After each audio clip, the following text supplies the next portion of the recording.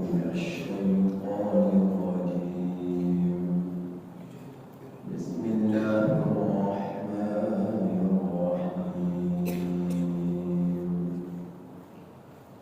وقضى ربك ألا تعبدوا إلا إياه وبالوالدين إحسانا. إما يبلغن عندك الكبر أحدهما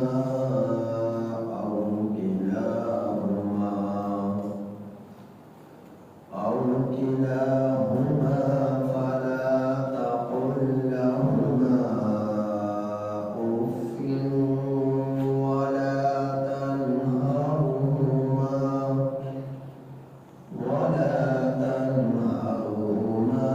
وقل لهما قولا كريما واخفض لهما جناح الذل من الرحمة وقل رب ارحمهما كما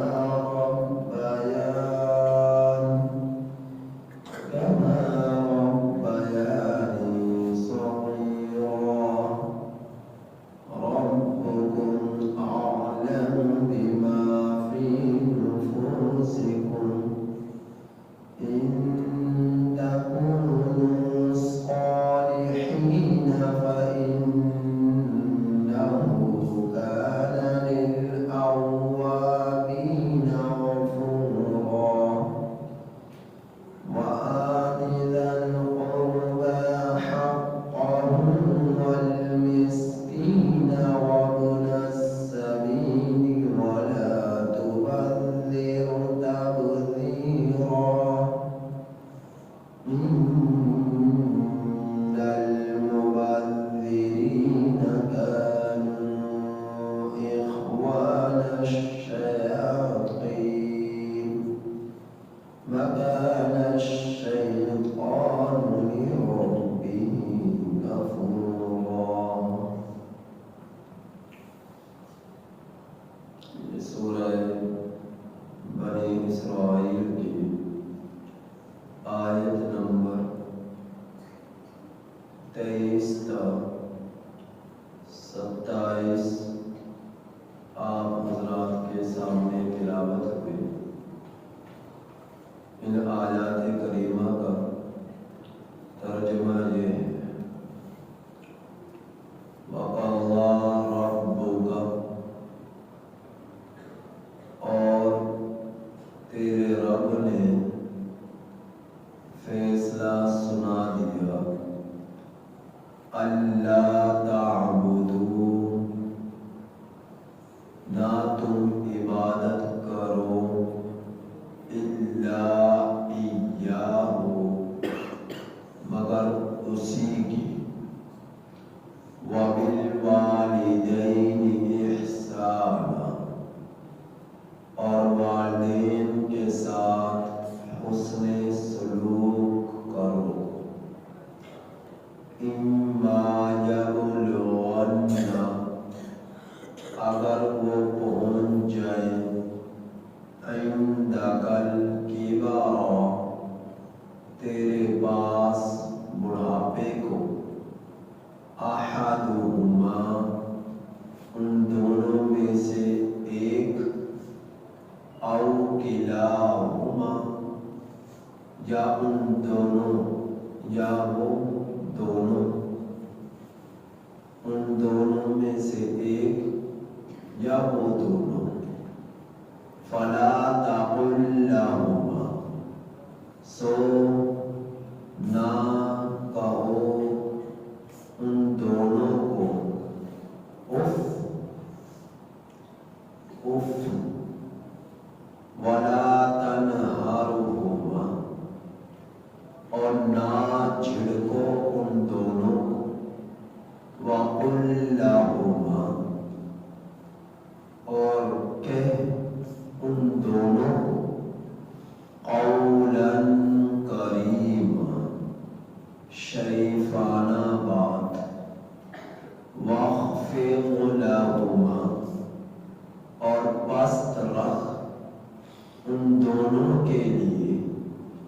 جناح الذل نرمی کا بازو، من الرحمت شفقت سے، وقل رب ارحمہما اور کہہ اے میرے رب ان دونوں پر رحم فرما، ان دونوں پر رحمت نازل کر، کما ربیانی صغیرا جیسا کہ ان دونوں نے میری تربیت کی بچپن میں۔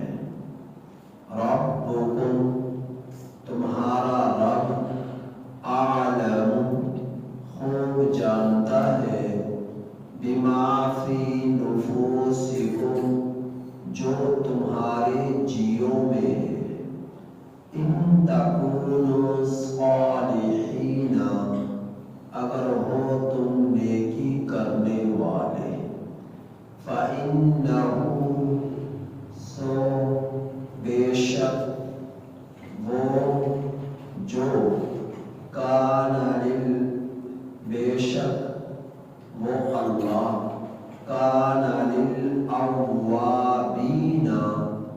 بہت زیادہ رجوع کرنے والوں کو غفورا بخشنے والا ہے۔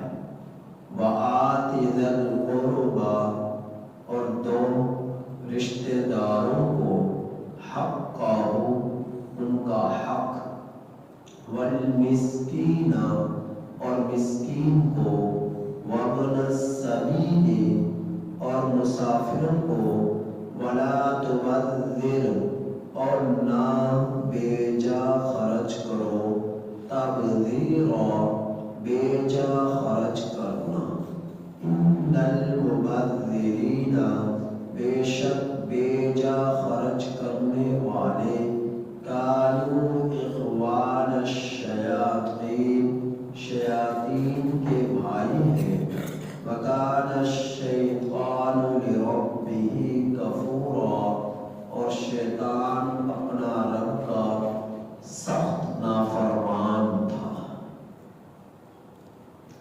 اور شیطان اپنے رب کا سخت نافرمان تھا، ہے اور رہے گا۔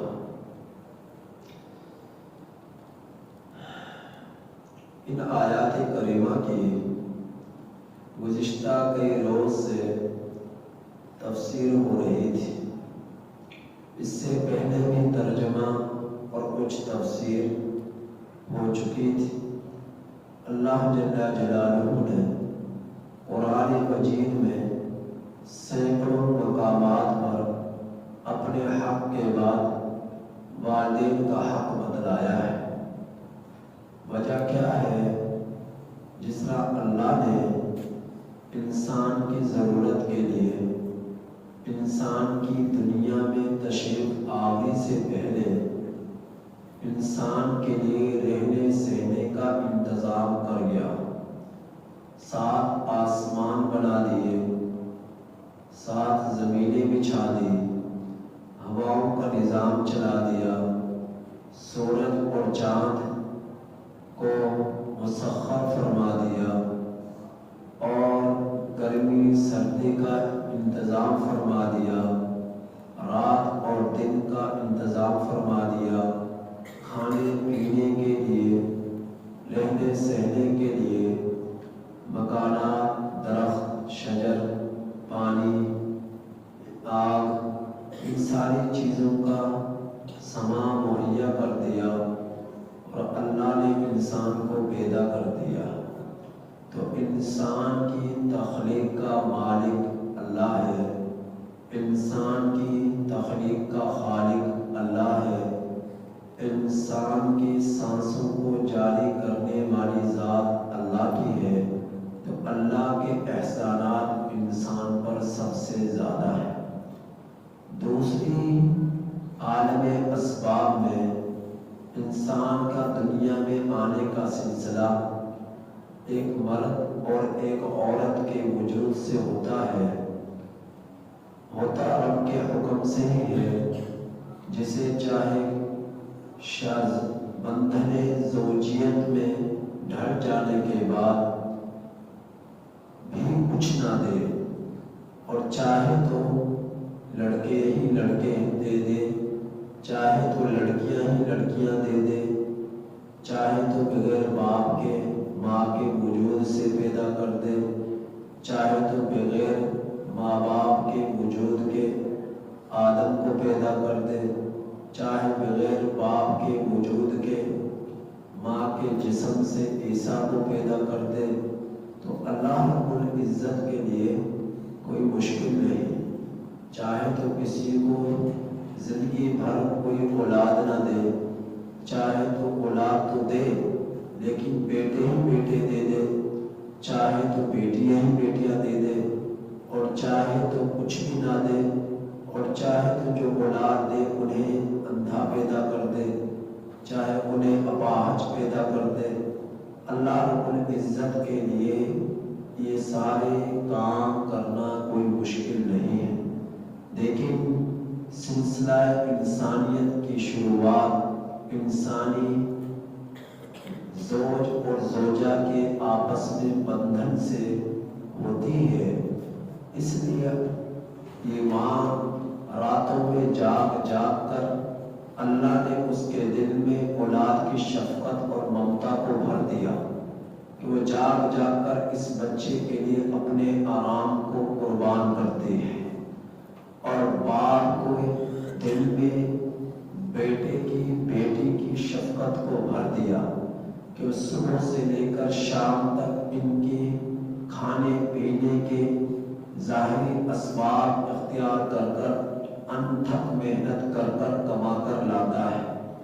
ماں کی بھی ساری فکر اولاد کے لیے، باپ کی بھی ساری کی ساری فکر اولاد کے لیے، اس کے لڑکپن سے لے کر اس کے جوانی تک اللہ رب العزت نے ایسی شفقت ماں باپ کے دل میں ڈالی کہ اس کی پرورش میں، اس کے رہنے سہنے کے انتظامات میں، ضروریات زندگی میں، تعلیم و تربیت میں ساری اپنی خوشیوں کو قربان کر دیتے ہیں۔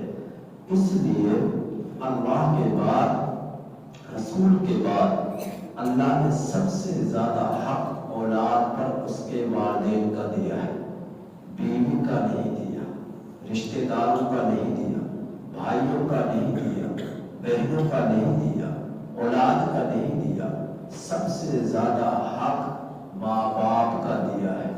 اولاد کے لیے، بیٹیوں کے لیے، بیٹوں کے لیے سب پر سب سے زیادہ حق اللہ کے رسول کے بعد اس کے والدین کا ہے، کیونکہ انہوں نے ان کے لیے اپنی ساری زندگی بھر کی خوشیوں کو قربان کر کر رکھ دیا۔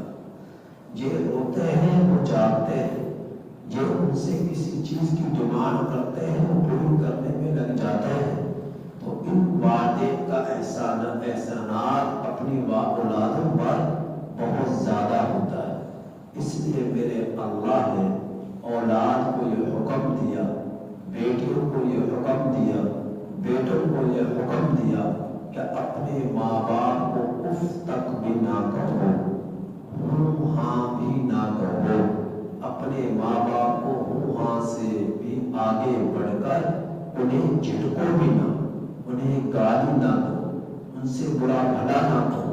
ان میں سے کوئی ایک بڑھاپے کو پہنچ جائے، باپ یا بیوی، ماں، باپ یا ماں، ان دونوں میں سے کوئی ایک بڑھاپے کو پہنچ جائے یا دونوں بڑھاپے کو پہنچ جائے، مطلب کیا؟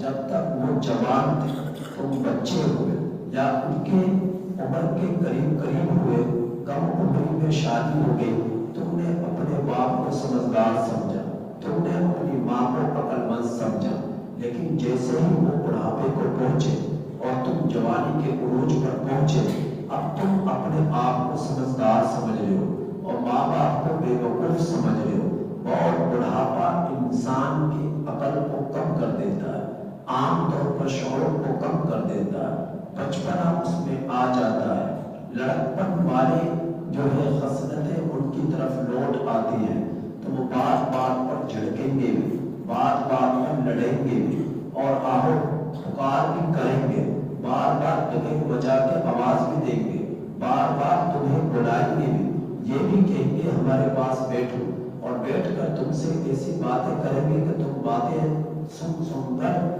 اکتا جاؤ گے، اور تم کوشش کرو گے کہ باپ کو اگنور کر دو، ماں کو اگنور کر دو، ان کی بات کو نہ سنو، ان سے جلدی سے جان چھوٹے اور انہیں جھڑک کر تم اٹھ کھڑے ہو جاؤ گے۔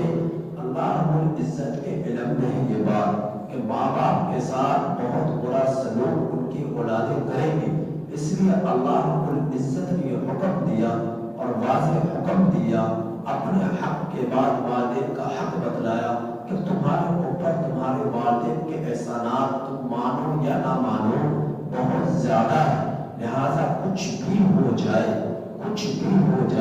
تم نے اپنے والدین کی نافرمانی نہیں کرنی، تم نے ان کے لیے دستے گریبان نہیں بننا، تم نے انہیں گالی گلوچ نہیں کرنی، اگر تم نے ایسا کیا تو اللہ کی طرف سے قاصد ہے جبرائیل امین علیہ السلام کی صورت میں، اور اللہ کا پیغام پہنچ رہا ہے نبی کے پاس، اللہ فرما رہا ہے جبرائیل یوں جا کر کہو، جبرائیل نے ویسے ہی آ کر نبی سے کہا، کیا کہا؟